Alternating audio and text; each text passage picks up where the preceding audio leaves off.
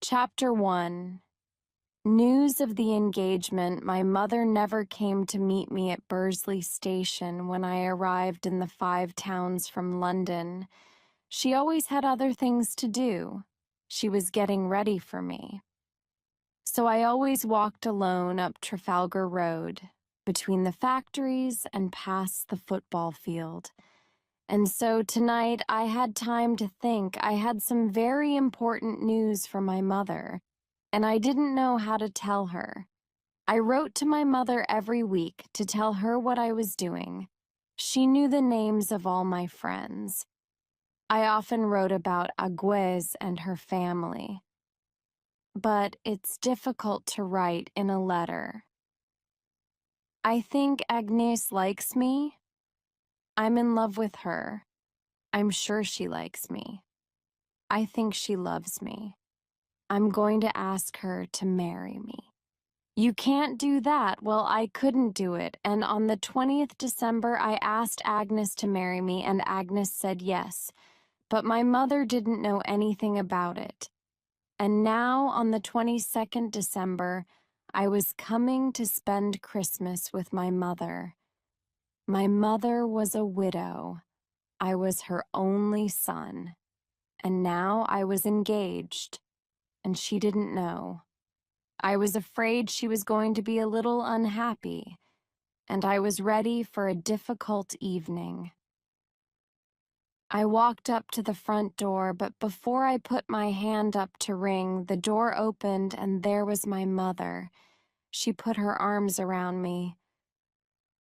"Well, Philip, how are you?" And I said, "Oh, I'm all right, Mother. How are you?" She smiled at me. She looked excited and younger than her 45 years. There was something strange in her smile. I thought, she knows I'm going to get married. How does she know? But I said nothing. You have to be careful with mothers. I'll tell her at supper, I decided. I went upstairs to my bedroom. When I came down, my mother was busy in the kitchen. I went into the dining room, and here I had a surprise. There were 3 chairs around the table and 3 plates and 3 glasses. So Agnes was coming. I didn't know how my mother knew, but she did know. She and my wonderful Agnes were planning a surprise for me.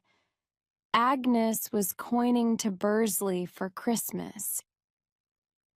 There was a ring at the door. It's Agnes, I thought, and running to the door, I opened it.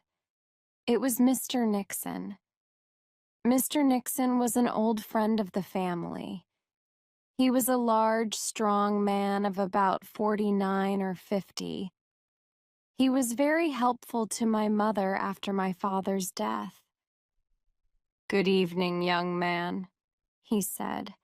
"It's good to see you back in Bursley."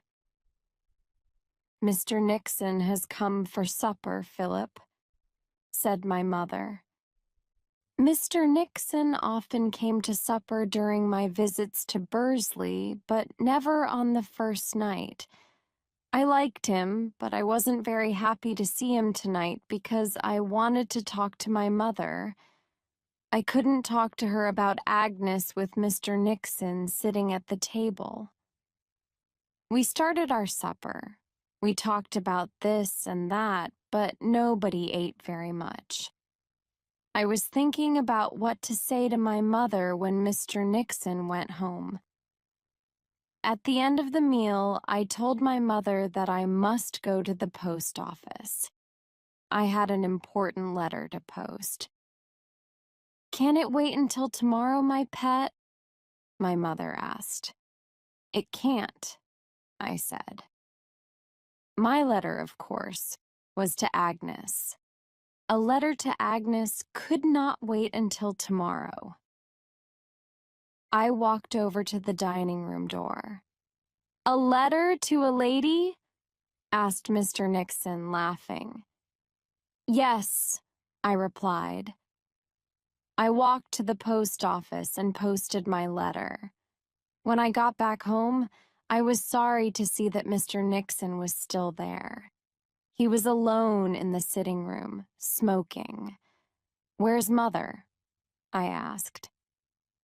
"She's just gone out of the room," he said. "Come and sit down. Have a cigarette. I'd like to talk to you, Philip." I took a cigarette and sat down. I hoped the talk was not going to be a long one. "Well, my boy," he said, "would you like me as a stepfather?" For a second, I could not move or speak. "What?" I said. "You mean you and my mother?" "Yes, my boy, I do. I asked her yesterday, and she said yes. I've wanted to ask her for a long time. I think she knew that." "Did she tell Jan in her letters?" "No? It's difficult to write in a letter, of course. She couldn't really write. My dear Philip, an old friend, Mr. Nixon, is falling in love with me, and I think I'm falling in love with him. I think he'll ask me to marry him soon." "I don't think your mother could write that, could she?" I laughed. "Shake hands," I said. "This is wonderful news." After a moment, my mother came in, a little red in the face. "The boy's very happy, Sarah," said Mr. Nixon. I said nothing about my own plans that evening. It was something new to me that my mother could fall in love, and that a man could fall in love with her. It was something new to me that she was lonely in our old house and that perhaps she wanted a new life. Perhaps, like all sons, I thought only about myself and my life. So I decided to say nothing about my news, and that evening my mother came first for me. I could tell her about Agnes tomorrow. We live and learn. Chapter 2, The Burglary. Lady Dane said, "Gee, if that portrait stays there much longer, I shall go mad. I can't eat any more with it up there." She looked up at the big portrait on the wall opposite the breakfast table. Sir Jehoshaphat said nothing. Lady Dane did not like the portrait. Nobody in the Five Towns liked the portrait, but the portrait was by Cresage, the finest portrait painter in England, and a portrait by Cresage cost £1,000 or more. Sir Jehoshaphat Dane was perhaps the cleverest and most successful businessman in the Five Towns. His business, called Dane Brothers, had one of the biggest pottery factories in England, and their cups and plates went all over the world. Sir Jehoshaphat was rich because he sold his pottery very cheaply and paid his workers very little. But Sir G liked to be important, so he used some of his money to pay for schools and hospitals for the people of the Five Towns. The people of the Five Towns often laughed at Sir G, but they also wanted to say thank you for the schools and hospitals. They decided to give him a portrait for a present. So Cresage painted the portrait, and many people in London thought it was very good. A wonderfully clever portrait of a successful businessman from a small town, a little man who has made a lot of money and who thinks he is very important, said one newspaper. It was not a kind portrait, and many of the people of the Five Towns laughed when they saw it. But Sir Jehoshaphat had to take his present, and to say thank you for it.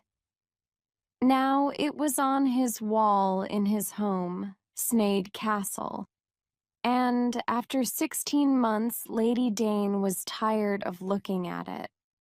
"Don't be stupid, wife," said Sir G. I'm not taking that portrait down or selling it, not even for 10,000 pounds. I want to keep it. But that wasn't true. Sir G hated the portrait more than his wife did, and he was thinking of a secret plan to get rid of it. "Are you going into town this morning?" asked his wife. "Yes," he answered. "I'm in court today." He was one of the town magistrates. While he traveled into town, he thought about his plan for the portrait. It was a wild and dangerous plan, but he thought it was just possible. That morning, the police were very angry with Sir G. A man was in court, and the police said he was a burglar. They wanted him to go to prison for 5 years or more. But Sir G did not agree.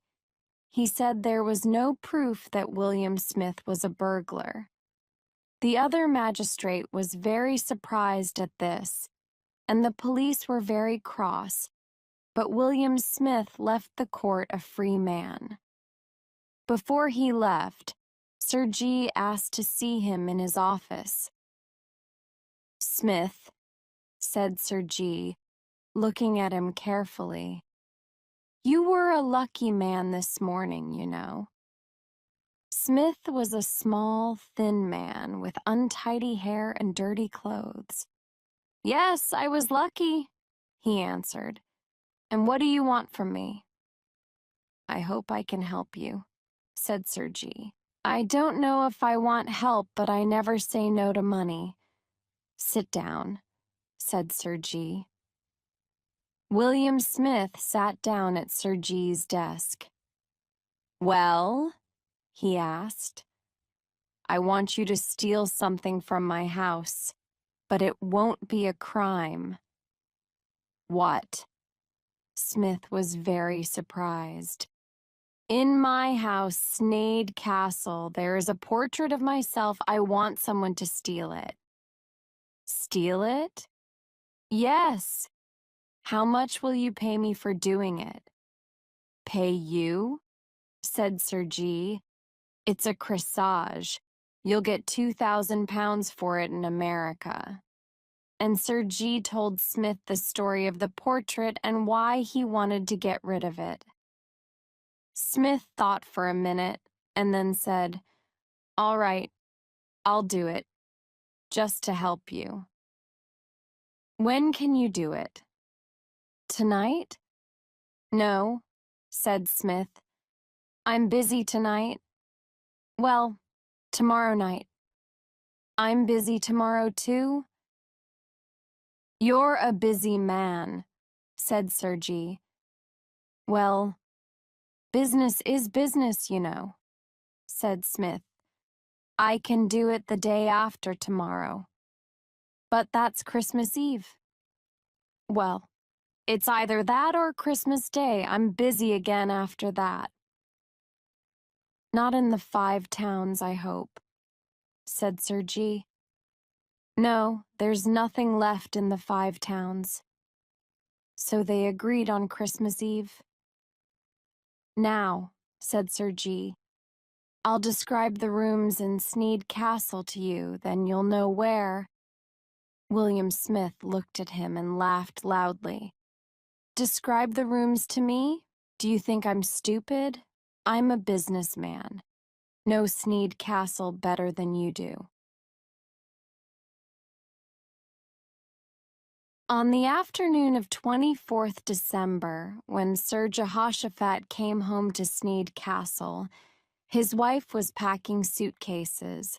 The Danes were going to their son's house for Christmas. Their son John had a new wife and a new baby, and he wanted to spend Christmas in his new home with all the family. Sir G said nothing to his wife immediately. He watched her for a while, and then later, during tea, he said suddenly, "I can't come to John's house this afternoon." "Oh, G," she cried, "you are difficult. Why didn't you tell me before? He didn't answer the question. I'll come over tomorrow morning, perhaps in time for church. There's no food in the house, and the servants are all going away on holiday. There's nobody to cook for you. I'll stay with you if you like. No, I'll be all right. Lady Dane went to her sons, leaving some cold food for Sir G. Sir G had a cold, silent meal in front of his portrait. He was alone in the castle, and that was a good thing, he decided. There were no servants to wake up and hear William Smith at work. Sir G was a little afraid. Perhaps it was dangerous to bring a burglar into the house. He looked again at the portrait in its big gold frame. Will he take the frame? He asked himself. I hope he doesn't. It's very heavy. I don't think one man could carry that. But perhaps Smith had someone to help him. Goodbye? He said to his portrait, opened one of the windows for William Smith, and went to bed. He did not sleep. He listened. At about 2 o'clock, there were a few noises. They stopped, then started again. Smith was at work. Sir G got out of bed quietly, went to the window, and looked out carefully. 2 men were carrying something large and square across the garden. So Smith had a friend, and he was taking the portrait and the frame. Sir G went back to bed. He slept for a few hours and then went downstairs. The portrait was on the floor with some writing across it in big white letters. This is no good to me. It was the big gold frame that was missing. And that wasn't all. Plates, knives, forks, spoons, cups, everything made of silver was also missing. There was not a single silver spoon left in the castle. Chapter 3. Beginning the New Year. We are slow, silent people, we of the 5 towns. Perhaps it is because we make pottery, which is slow, silent work. There are many stories about us and how slow and silent we are. These stories often surprise the rest of the world very much, but we just laugh at them. Here's an example. Toby Hall was born in Turnhill, the smallest of the 5 towns. Last New Year's Eve, he was traveling by train from Crewe to Derby, which was now his hometown. He got out of the train at Knype in the center of the 5 towns for a quick drink. The station was busy, and he had to wait for his drink. When he returned to the train, it was already moving. Toby was not a young man. He couldn't jump on the train, so he missed it. He went to speak to the man in the station office. "Young man," he asked, "when's the next train to Derby?" "There isn't one before tomorrow." Toby went and had another drink. "I'll go to Turnhill," he said to himself slowly, and he paid for his drink. This was his first visit to the 5 towns for 23 years, but Knype Station was still the same, and so were the times of the trains to Turnhill. The train was the same, too. In 20 minutes, he was leaving Turnhill Station and walking into the town. He walked past a number of fine new buildings. In the town center, almost everything was different. He walked on into smaller streets and at last came to Childrow. The old houses here were the same as always, and he looked at one small house very carefully. The light was on, so there was somebody at home. He crossed the street to the house. It was a special house for him. Number 11 it was and is because 24 years ago it was his home. 24 years ago, Toby Hall married Miss Priscilla Bratt, a quiet woman of 23. The house belonged to her. The two young people were perhaps not really in love, but they liked one another. Their only problem was the house. Priscilla often said that the house belonged to her. Toby knew that. Everybody in Turnhill knew that. She didn't have to say it so often. Toby asked her not to, but she didn't stop. He was happy to live in his wife's house, but he didn't want to hear about it every day. An altar a year, it was too much.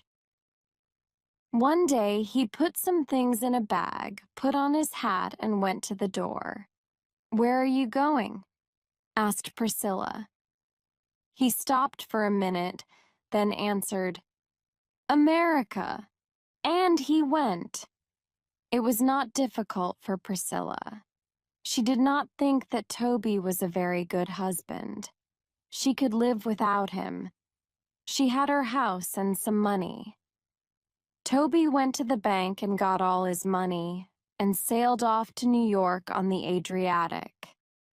From New York, he went to Trenton, New Jersey, which was the 5 towns of America. Toby was a good potter, and he found work easily.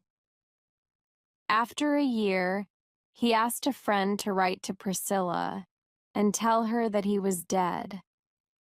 He wanted to be a free man, and it was only fair for her to be a free woman. After a few years, he returned to England. He changed his name from Hall and started work as a potter in Derby. He did well, the money was good, and he didn't have much to spend it on. He lived quietly, working all week and going fishing at the weekends. And now, because of a visit to Crewe, a train, and a drink, he was in Child Row and crossing the street to number 11. He knocked on the door. Many doors in the 5 towns opened slowly and carefully, and so did this one. It opened a few centimeters, and a woman looked out at Toby. "Is this Mrs. Hall's?" he asked. "No, it's not Mrs. Hall's. It's Mrs. Tansley's." "I thought—" The door opened a little more. "Is that you, Toby?" "It is," answered Toby, smiling a little. "Well, well," said the woman. "Well, well." The door opened a little more. "Are you coming in, Toby?" "Yes," said Toby, and he went in. "Sit down," said his wife. "I thought you were dead. Someone wrote to me." "Yes," said Toby, "but I'm not dead." He sat down in a comfortable chair by the fire. He knew the chair, and he knew the fire. He put his hat on the table. Priscilla locked the door again and sat down herself. Her dress was black, and like Toby, she was getting a little fat. "Well, well," she said.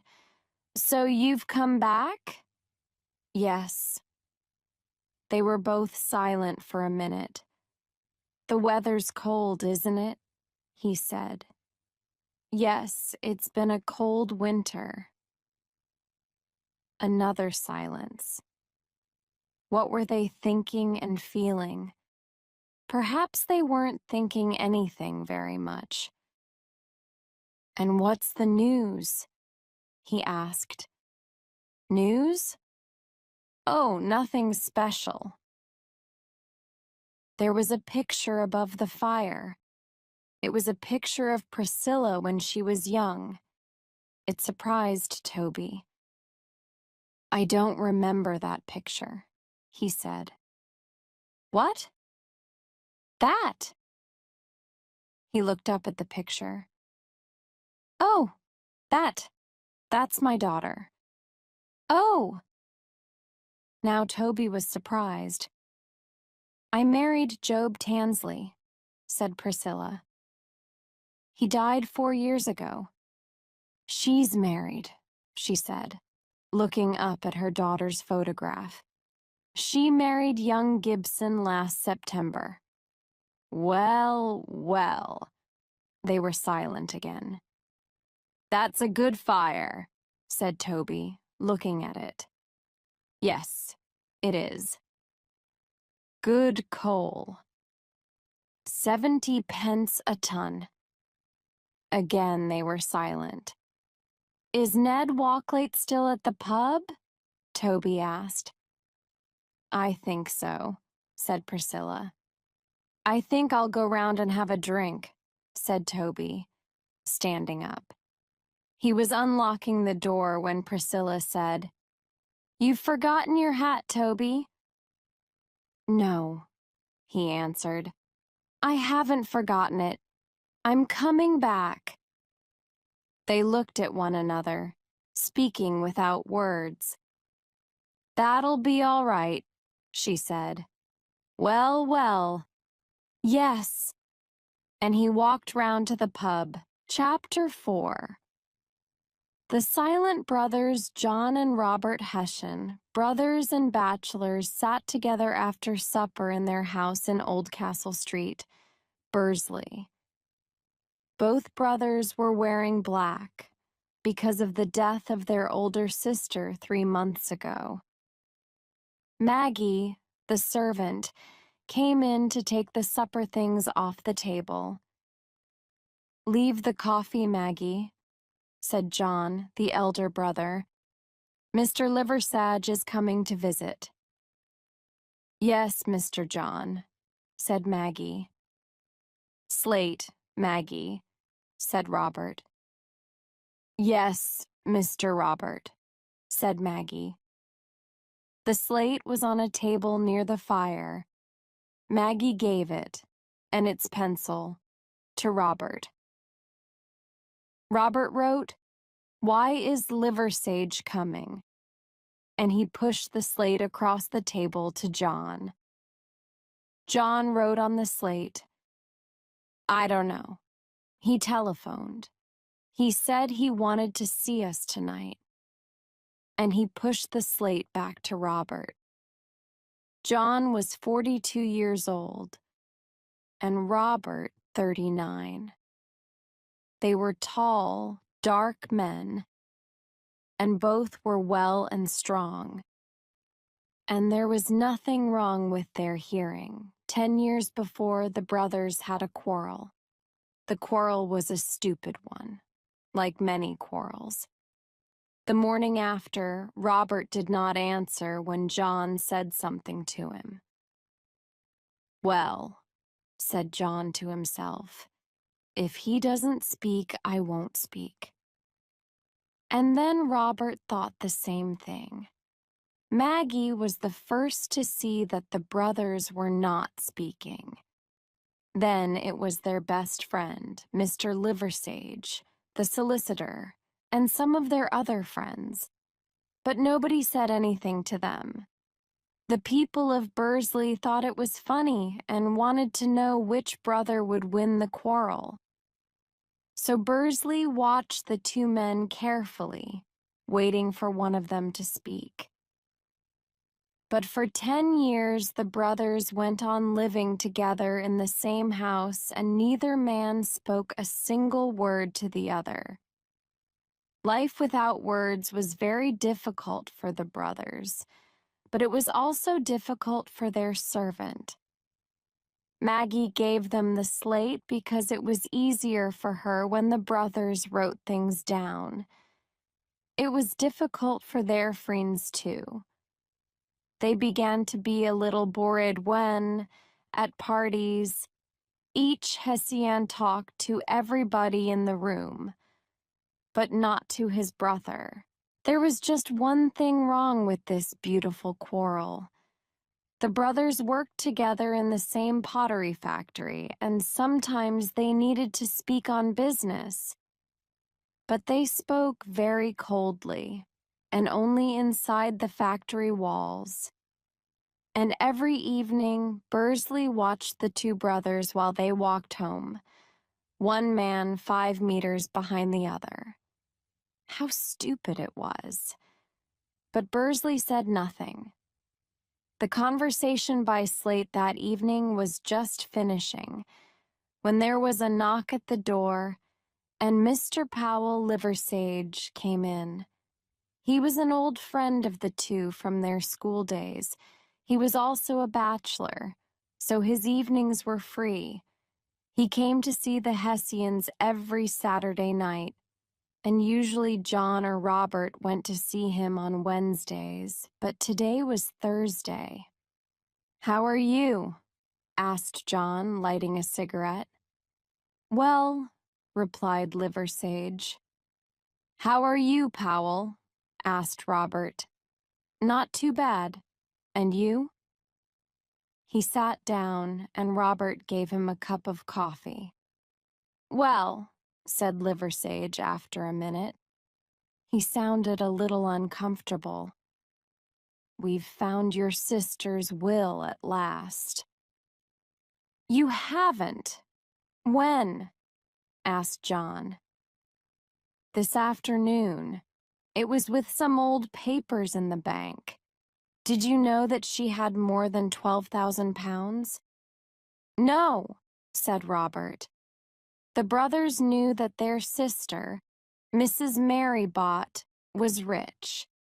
They knew that she had no children, and they knew, of course, that they were her only brothers.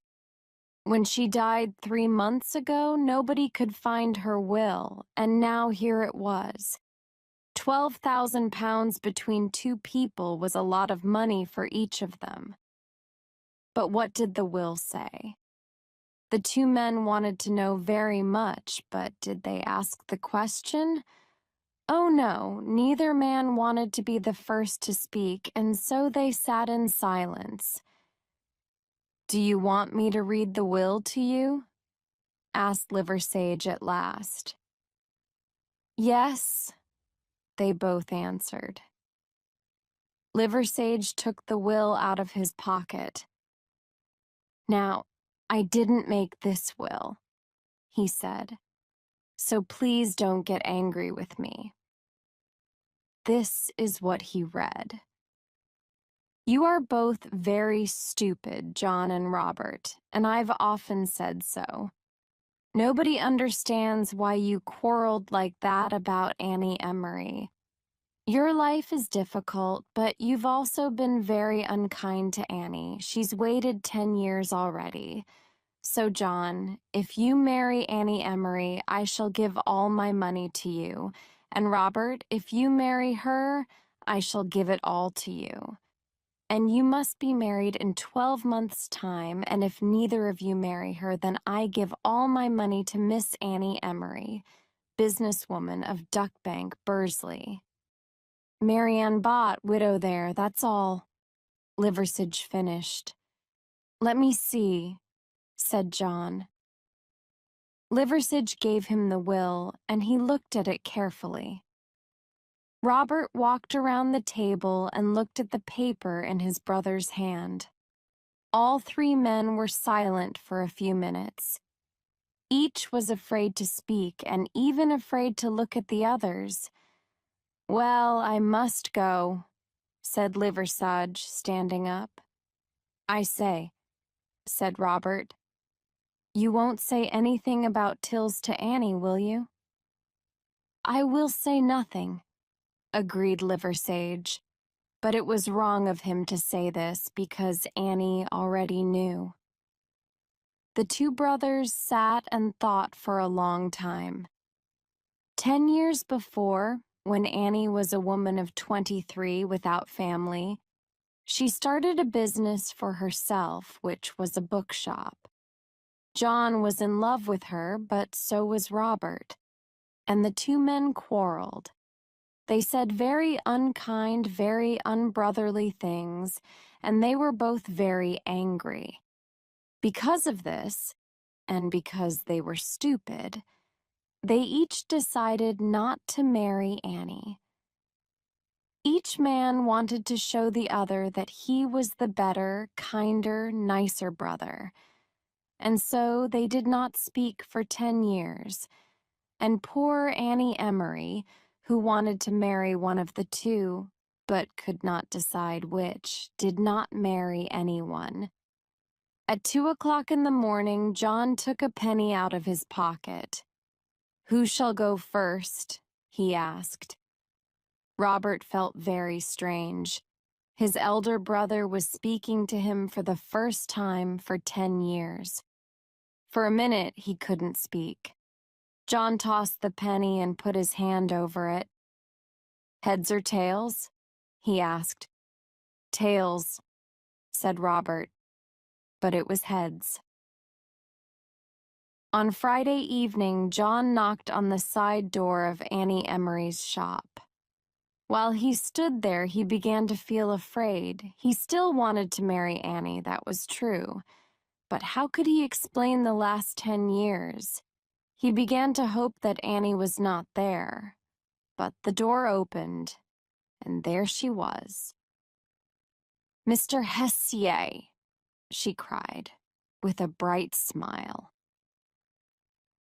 "I was just walking down Duck Bank," he said, "and I thought—" And in 15 seconds he was inside the house, sitting down asking her the next day. And in another 5 minutes he was asking her to marry him, then and there. She moved away from him quickly. "It's very sudden. I must think about it," she answered. How happy he was. Her answer would soon be yes, he was sure. "Will you be at church on Sunday?" she asked. "Yes." "If my answer is yes, I shall wear white flowers in my hat. I prefer to give you my answer like that without words. And if I am not at church next week, I will be the week after." "I understand," he said.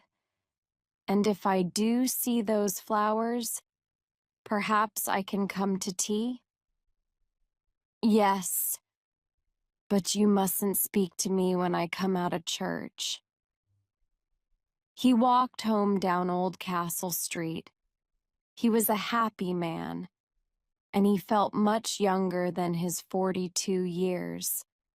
She was not at church on Sunday.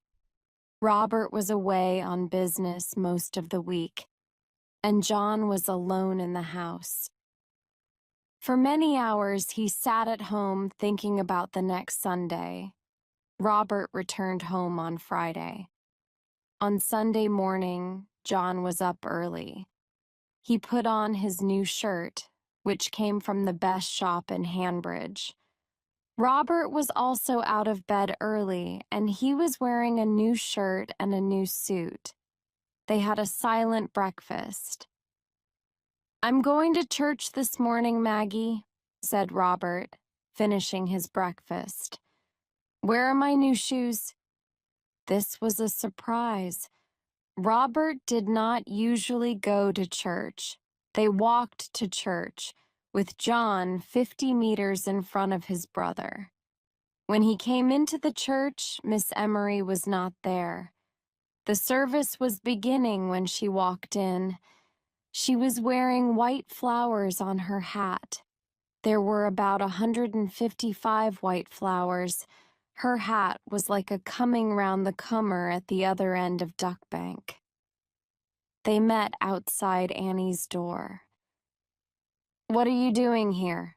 asked Robert angrily. "I'm coming to see Annie," replied John, also very angry. "So am I." "Well, you're too late," said John. "I've asked her to marry me, and she has said yes." "Don't be stupid," replied Robert. "She's marrying me." "When did you ask her?" asked John. "On Friday? And did she say yes?" "Not on Friday. But her answer was to wear white flowers at church this morning. That was for me, said John. The quarrel went on for some time. Come on, said John. Let's go home. We can't talk in the street. Annie will see us from her window. They walked home quickly, and the quarrel went on at home all afternoon.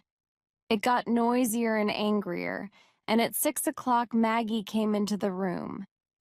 She told the brothers that they must stop fighting at once. She then told them that she was leaving their house forever. "Why did you do it, my pet?" asked Powell Liversage. He and Annie Emery were sitting in the garden of his house in Trafalgar Road. "Why did I do it?" asked Annie. "Oh, they were so stupid, Powell. I know they're your friends, but really. For 10 years they said nothing to me, and then, because of their sister's money, they come to see me. And Powell, they were so stupid.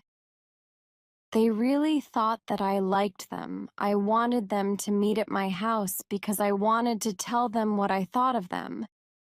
But I was watching from my bedroom window when they met in the street. They started to quarrel again, and then they went away. They'll be angry with me, I'm afraid," said Powell. "When they find out that we're going to get married, they'll say, 'I want to marry you for the—'" "I don't want the money, dear," said Annie. "They can keep their 12,000 pounds. Powell was a little sorry to hear this, but he said, "Yes, of course, dearest," and took Annie's hand. Just then, Powell's mother, who lived with him, came down the garden. "Powell," she said, "John Hessian's here. He wants to see you." "I must go," said Annie. "I'll go across the fields.